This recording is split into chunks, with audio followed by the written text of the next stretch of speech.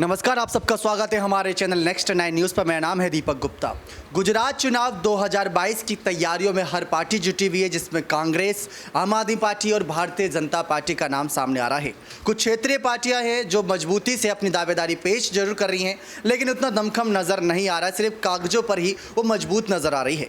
लेकिन आम आदमी पार्टी जो इस बार बहुत बड़ा कहीं ना कहीं जनता को सौगात दे सकती है, जनता के सामने खुद को एक ऑप्शन के तौर पर रखा है कि बीजेपी को छोड़कर जो 20 सालों से आप लगातार मोहर लगाते आए हो भारतीय जनता पार्टी पर, उसको छोड़कर आप आम आदमी पार्टी की तरफ आते हो तो आपका ही फायदा होगा। दिल्ली में देखा, पंजाब में देखा, लेकिन अब क्या गुजरात में भी जनता आम आदमी पार्टी को स्वीकार करेगी? इस पर काफ़ी यहाँ पर चर्चा बनती है, कई सारे सवाल खड़े होते हैं कि अगर आम आदमी पार्टी आगे जाती है तो किसके चेहरे पर आगे जाए? क्या केजरीवाल के नाम पर समर्थन मांगा जाएगा और जो सीएम पद रहेगा वो किसी और को दे दिया जाएगा? जनता जानना चाहती है कि सीएम कौन है। सर्वे रिपोर्ट क्या दावा कर रही है? हमारे साथ हम मौजूद हैं नेक्स्ट 9 न्यूज़ रूम के यहाँ पर स्टूडियो में। जिस तरीके से लगातार सवाल खड़े हो रहे हैं, साजेब हमारे साथ मौजूद हैं। गुजरात चुनाव 2022 की तैयारियों पर बारीकी से नज़रें बनाए हुए हैं। सर्वे को लेकर दावा किया गया है साजेब कि 110 से 115 बीजेपी, 18 से 20 आप और 35 से 40 कांग्रेस समेट के रह जाएगी। ये तो गठबंधन का आंकड़ा भी नहीं नजर आ रहा है। लेकिन भारतीय जनता पार्टी इस समय फंस रही है भ्रष्टाचार, महंगाई, बेरोजगारी के मुद्दे पर। तो क्या जनता गुजरात की बीजेपी के साथ जाना पसंद करेगी या आम आदमी पार्टी पर मोहर लगाएगी? देखिए, गुजरात की जो जनता है, देखिए गुजरात को भाजपा के लिए मक्का मदीना कहा जाता है। ठीक है, भाजपा वहाँ उस राज्य को जीतने के लिए जो है कुछ भी, वो उनका स्वाभिमान बन चुका है गुजरात। इस वजह से अभी देखिए कि हाल में महाराष्ट्र से वेदांता फॉक्सकॉन के कारखाने को जो है किस तरीके से गुजरात में शिफ्ट कर दिया गया। और देखिए जिस तरीके से अभी अरविंद केजरीवाल वहाँ अपना प्रचार प्रसार कर रहे हैं, जनसंवाद दिखा रहे हैं। उसके बाद देखिए कांग्रेस पिछले बार 15 सीट से चूक गई थी, लेकिन कांग्रेस का भी जो सर्वे है फिलहाल, क्योंकि कांग्रेस गुजरात की राजनीति में जो है एक्टिव नहीं है, इस वजह से जो 35 से 40 सीट का आंकड़ा है वो सटीक कांग्रेस के लिए बताया जा रहा है। लेकिन ये आंकड़ा बदल सकता है उस शर्त पे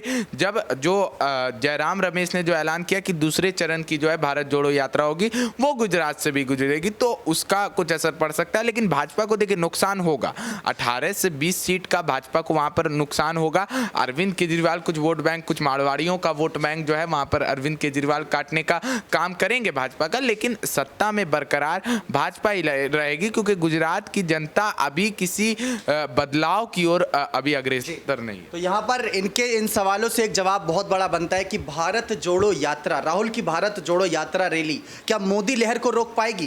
क्या आम आदमी पार्टी यहाँ पर मोदी लहर को रोक पाएगी, या ये दोनों मिलने की सोचेंगे, ये दोनों गठबंधन की सोचेंगे? लेकिन आम आदमी पार्टी के सह प्रभारी के तौर पर यहाँ पर उतारे गए हैं राघव चड्ढा, और अभी तक मुख्यमंत्री नाम का यहाँ पर ऐलान नहीं हुआ है। इस बीच मेधा पाटकर को लेकर कई खबरें थी, लेकिन यहाँ पर राकेश सर मौजूद है जिनसे जानना चाहेंगे कि गुजरात की स्थिति इस समय, गुजरात के हालात इस समय किस पार्टी की जीत की दावेदारी ज़्यादा दिखा रही है? देखिए दीपक जी, जो जीत के दावेदार हैं वो इस समय भारतीय जनता पार्टी ही है वर्तमान परिप्रेक्ष्य में आप देखें तो, क्योंकि भारतीय जनता पार्टी का जो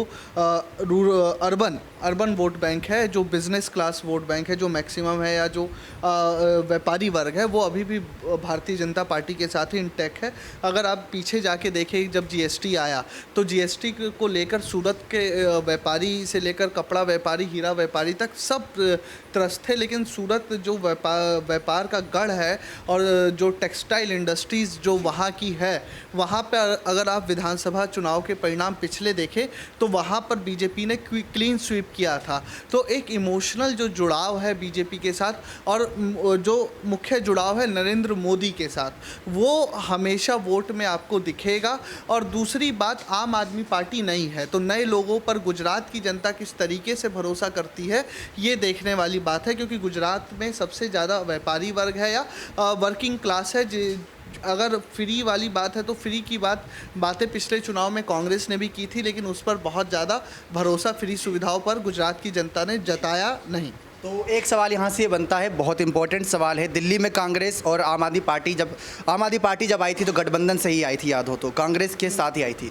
तब उनका कोई इरादा नहीं था कांग्रेस से गठबंधन का, अभी भी कोई इरादा नज़र नहीं आया, लेकिन विपक्ष दोनों पार्टियाँ हैं, तो क्या दोनों गठबंधन की सोचेंगी? देखिए, एक तरीके से अगर आप देखें तो दिखाने के लिए गठबंधन नहीं है। लेकिन अगर आप देखें कि आम आदमी पार्टी के जो बड़े नेता है, या संजय सिंह है, या खुद अरविंद केजरीवाल है, राघव चड्ढा है, वो हमेशा विपक्षी एकता को उतनी मुखरता से नहीं बोलते आए, लेकिन हाँ, वो विपक्ष को एकजुट करने में मतलब कि विश्वास रखते हैं। मनीष सिसोदिया का ही अगर आप बयान देखें कि मोदी वर्सेस केजरीवाल होगा 2024 में, तो अगर देखें तो 2024 में काडर उतना ज़्यादा मजबूत नहीं है अरविंद केजरीवाल का जो सीधा टक्कर दे। लेकिन हाँ, संभवतः ये कहा नहीं जा सकता, मना नहीं किया जा सकता कि हमें गठबंधन चुनाव के बाद देखने को मिले। तो ये जो स्थिति बन रही है, ये लगातार यही इशारा कर रही है कि आम आदमी पार्टी के लिए मुश्किलें बहुत हैं। लेकिन पंजाब में भी तो शुरुआत एक सीट से ही करी थी, उसके बाद 100 सीटों से ज़्यादा इनके खाते में आए थे। चलिए आपको लेकर चलते अपने बाकी सहयोगियों के पास जो गुजरात चुनाव पर बारीकी से नज़रें बनाए हुए हैं और उनसे कुछ सवाल के जवाब तलाशने की कोशिश करते हैं। तो हमने आपको पहले जो सुनाया वो थे हमारे तमाम सहयोगी, लेकिन अब हम आ चुके हैं न्यूज़ रूम में एक बार फिर से, जो कि हमारा दूसरा न्यूज़ रूम है। यहाँ पर हमारे तमाम सहयोगी बैठे हुए हैं और उनसे सवाल का जवाब यही रहेगा कि गुजरात चुनाव में किन मुद्दों पर, जैसा कि राकेश सर ने कहा कि बीजेपी का गढ़ है और शाहजाब ने कहा कि मक्का मदीना कहा जाता है बीजेपी के लिए गुजरात, तो क्या वही हालात जो इस समय यहाँ पर इशारा कर रहे हैं? आम आदमी पार्टी का सुपड़ा साफ और कांग्रेस का सुपड़ा साफ और बीजेपी ही पूरी तरीके से यहाँ पर अपना परचम लहराएगी। आसिफ मौजूद है, इनसे सीधा सवाल। बिल्कुल, देखिए इसमें कोई शक नहीं है। जैसा कि राकेश सर का आपने जिक्र किया शाहजेब का, तो देखिए मैं गुजरात पर सिर्फ इतना ही कहना चाहूँगा कि देखिए इस वक्त का इसका जो चुनाव है, खास करके 2023 से पहले, ये एक दिलचस्प इसलिए है क्योंकि आम आदमी पार्टी की एंट्री है और सबको पता है जीते ना जीते, लेकिन ये है कि एक तरफा नहीं देखने को मिला। और ये इससे बेहतर कुछ नहीं होगा कि चलिए कम से कम जीत हार अपनी जगह, कम से कम रोमांचक तो होगा। और यही दर्शक चाहते भी हैं, लोग भी यही चाहते हैं कि चलिए कम से कम कांटे की टक्कर हो। तो एक तरफा जंग नहीं है इस बार, बीजेपी के लिए राहें आसान नहीं होंगी। लोकसभा चुनाव 2024 से पहले तैयारियां हर पार्टी को करनी है और आम आदमी पार्टी भी उसमें नजर आ रही है। दिल्ली में भी पहली बार में ही सरकार नहीं बनी थी आम आदमी पार्टी की, पंजाब में भी पहली बार में ही नहीं बनी थी, लेकिन वहाँ एक मोड़ ये था कि कांग्रेस थी। कांग्रेस यहाँ पर हमारे साथ मौजूद है। जिस तरह की कांग्रेस यहाँ पर गुजरात चुनाव को लेकर कहा गया कि उनकी स्थिति पिछली बार बहुत मजबूत थी, बहुत क्लोज टक्कर दी थी, 99 सीट आई थी बीजेपी के पास और 92 यहाँ पर बहुमत होती है, 7 ही सीटों का अंतर था, लेकिन इस बार बढ़ जाएगी हार्दिक पटेल की एंट्री से। तो यहाँ पर जानने की कोशिश करते हैं हमारे एक और सहयोगी से कि कांग्रेस क्या इस बार एक ऐसी एंट्री मारेगी जो किसी ने यहाँ पर सोचा नहीं होगा, क्योंकि भारत जोड़ो यात्रा ही कह रहा है कि वो रैली अभी गुजरात से होकर भी गुजरेगी, तो क्या मोदी लहर को रोक पाएगी वो? देखिए कांग्रेस अपनी तरफ से अब कोशिश में जुट चुके हैं। जहाँ तक पहले बिल्कुल ही ठंडा जो है माहौल उस तरफ था, वो अब कहीं ना कहीं गर्माती हुई नज़र आ रही है। तो अब देखिए, पहले ये दो तरफा मुकाबला एक बार फिर हो गया था कि आम आदमी पार्टी और बीजेपी के बीच में ही रहेगा, लेकिन अब जिस तरीके से कांग्रेस जो है जग रही है, कांग्रेस जिस तरीके से जागरूकता दिखा रही है, चाहे प्रियंका वाड्रा को जो है भेजना हो कांग्रेस की तरफ से वहाँ पर कन्हैया कुमार का जिक्र करना हो, या फिर अब कांग्रेस की तरफ से भारत जोड़ो यात्रा निकालना हो वहीं से, तो देखिए इससे ये साबित होता है कि कांग्रेस अब अपने वोट बैंक जो उनका पहले से ही था, जिस पर उन्होंने बढ़ोतरी भी की थी पिछले चुनाव में, उसको फिर से एक बार एकजुट करने की कोशिश में। तो यहाँ पर कांग्रेस की स्थिति भी साफ होकर नहीं दे रही, लेकिन एक यहाँ पर जो हमारे बाकी सहयोगी थे, इन्होंने तमाम जो नज़रें थी वो गुजरात की जो अभी तक खबरें आई उसके आधार पर दी, लेकिन एक आम जनता के तौर पर एक आम नागरिक क्या चाहता है कि पार्टी से क्या उम्मीद रहती है, किस नाम पर उस पार्टी को वोट दिया जाए, उम्मीदों के नाम पर। जैसे आम आदमी पार्टी कह रही है कि हम रोजगार देंगे, वो भी 10 लाख, और दूसरी तरफ फ्री की योजना वो ला रही है। बीजेपी के अभी तक मुद्दे देखने को नहीं मिले, लेकिन एक विश्वास उनके साथ बना हुआ है जनता का, तो क्या वही टूटता नजर आएगा? क्या इस बार जनता जागरूक के पार्टी को वोट मुद्दों के आधार पर देगी? देखिए सर, चुनाव में मुद्दा बहुत एक महत्व रखता है। हम हो या फिर आम वोटर्स हो या और भी लोग हो, वो मुद्दे पे ही किसी भी पॉलिटिकल पार्टी को अपना वोट देते हैं, क्योंकि उनका वो खुद का एक वोट का अधिकार जानते हैं कि हमारा वोट है कितना कीमती है। हम किसी को भी उठ के यूं ही वोट नहीं दे देते हैं।